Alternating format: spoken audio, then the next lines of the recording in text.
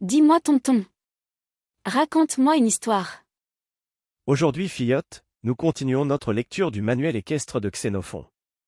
Chapitre 4, de l'écurie, de la nourriture et des moyens de durcir le sabot. Ça, c'est un bon plan tonton.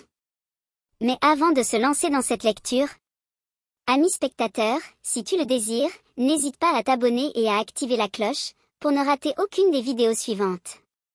Et si le cœur t'en dit, balance un commentaire. Ça fait toujours plaisir. Merci d'avance.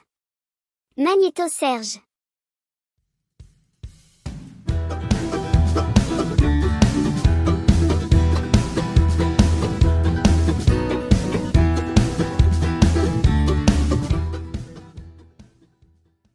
Quand, ayant trouvé un cheval à son goût, on l'a acheté et mené chez soi, il convient de placer son écurie en un endroit de la maison où le maître puisse le voir très souvent.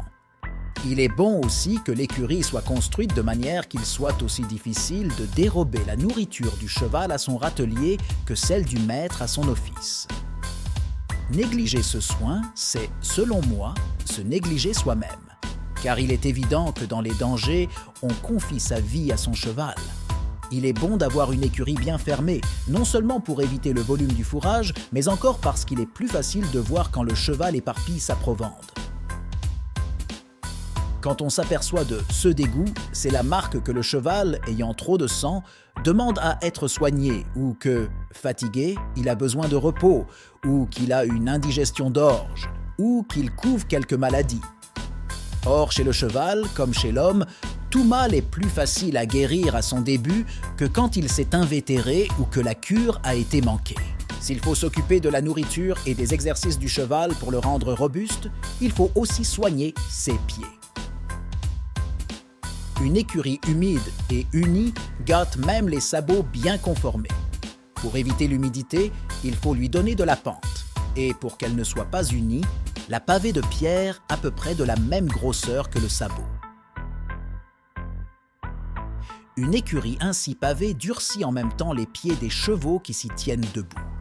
Ensuite, le palefrenier doit faire sortir le cheval pour l'étrier et le détacher de la mangeoire après le déjeuner, pour qu'il ait plus de plaisir à venir prendre son dîner. Le meilleur moyen d'arranger sa cour pour lui fortifier les pieds, c'est d'y verser pêle-mêle 4 ou 5 tombereaux de pierres rondes, grosses comme les 2 poings, et du poids d'environ 1 mine, que l'on enfermera dans une bordure de fer pour qu'ils ne les éparpillent pas. Le piétinement sur ces cailloux aura le même effet que s'il marchait sur une route pierreuse tous les jours pendant quelques heures. D'ailleurs, quand on l'étrille et qu'il chasse ces mouches, il se sert nécessairement de ses pattes, comme s'il marchait, et les pierres ainsi répandues lui durcissent les fourchettes. On doit prendre le même soin pour lui rendre la bouche tendre que pour lui durcir ses sabots. Les mêmes moyens attendrissent la peau de l'homme et la bouche du cheval. Ah ouais tonton. Court mais explicite. Et on voit bien qu'il n'avait pas encore de maréchal ferrant ni de fer. Mais les conseils donnés peuvent tout à fait être réactualisés et servir à n'importe quel propriétaire de chevaux. Tout à fait, ma fillotte. La sagesse des anciens est toujours d'actualité. À bientôt pour de nouvelles aventures équestres.